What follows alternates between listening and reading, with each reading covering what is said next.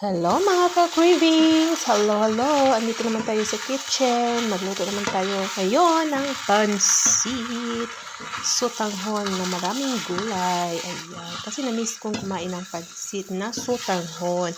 So before that, advertise muna tayo.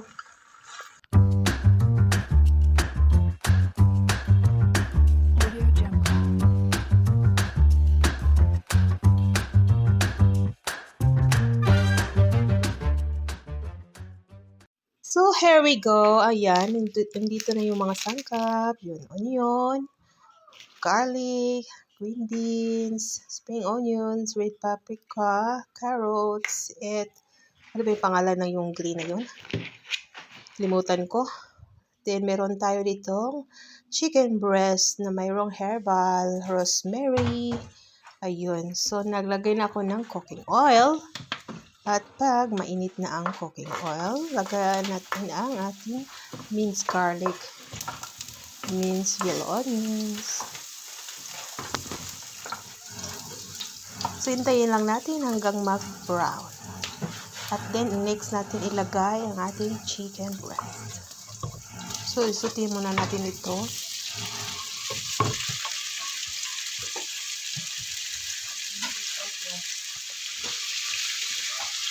So, this is an easy and quick recipe, mga labs.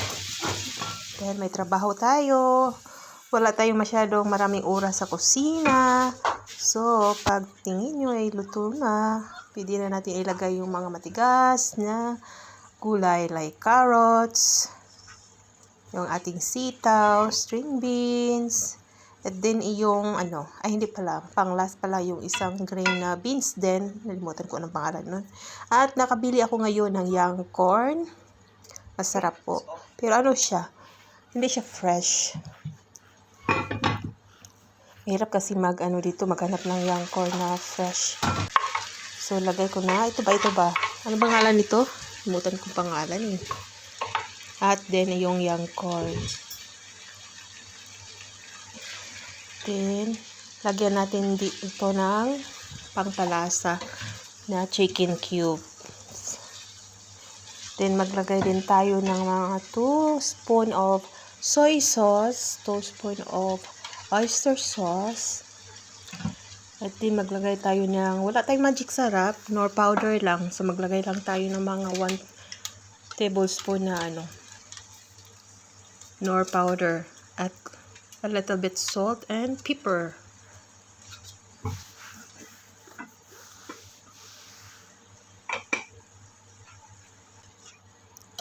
So, kumusta mga loves? At huwag niyong kalimutan, for those not yet subscribed this channel, huwag niyong kalimutan ang mag-subscribe, like, comments, and share. Follow for more. Thank you for watching this video. For those always watching this video. At matagal-tagal rin na ako na hindi nag-upload kasi napaka-busy si Inday. So, nilagay ko na sa bowls kasi magluto tayo ng ating sotanghon. So, I put approximate 3 to 4 cups of water. So, we need to boil water. And then, chicken cubes. Then, maglagay lang ng konting mga 1 tablespoon of soy sauce para na may kulay ang ating sotanghon. Ito pala yung vermicelli noodles. Ayun. Ito ay discount kaya hindi na ako ng bihon. Masarap din to. Pag kumulo na yung water, then we can put the vermicelli noodles. So, yung masarap. Sotanghon gisado. Noodles o sotanghon gisado o pansit gisado. Ayun. Sotanghon pansit gisado. Ito pala yung ating recipe for today's video. So, nilagay ko na yan dyan ang Chinese school or cabbage. Kasi Chinese school ang pangalan nito dito, mga loves. So, ayan, luto na ang ating noodles. if the noodles is cooking, we can add now the vegetables in the half, and then the half of the vegetables we can put toppings, and then we can add spring onions and sesame seeds. Ayun, para social konti ang ating pansit. So thank you.